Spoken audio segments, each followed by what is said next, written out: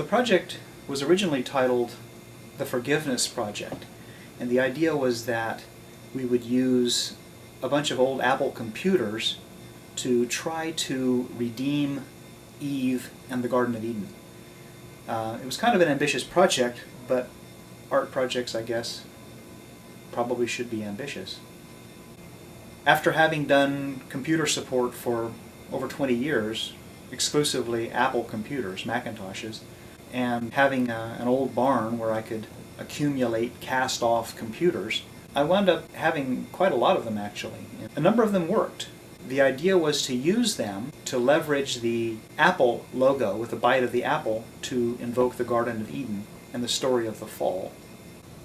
The biblical story of the fall is that Adam and Eve were created by God, and that they were kicked out of the Garden of Eden after Eve, on the advice of the serpent, took a bite of the apple.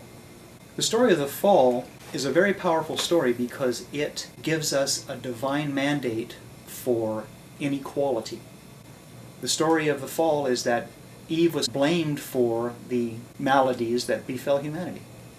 The story of the fall tells us that women are to blame for all of the ills of the world, which is kind of hard to believe. The story of the fall also tells us that men are supposed to be superior to women, and that they are supposed to have dominion over women, and that women are supposed to submit themselves to men. That causes a lot of problems. When one group feels superior to another, it creates double standards. And double standards create enmity and rancor. The whole point here is to recreate equality between people. Well, that fits in, interestingly, to the Apple computer. Computers have changed the way that we do fundamental things. Computers have altered commerce, communication, language, image, music. These are fundamental human affairs that have been radically transformed by computers in the past 30 years. This is a big deal. The Apple computer has been very, very powerful in allowing people to do things that were previously unimaginable. Apple can't take full credit for the digital revolution that we see, but Apple has been consistently raising the bar for the entire industry every 6 months for the past 30 years. And so they really have driven the personal computer revolution, which has turned into an enormously powerful tool for humanity to evolve and to grow. I'm not the first person to recognize this. Other people have commented about this. So the computers together comprise a digital prayer. They are making an offering. They are making a prayer to God.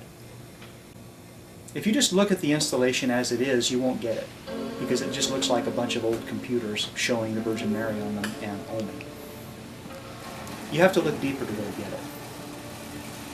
I sometimes call this the fruit of the forbidden fruit, because it uses all these old Apple computers to do something larger than the individual. We're finding that this is a rich band with a lot of pent-up commentary.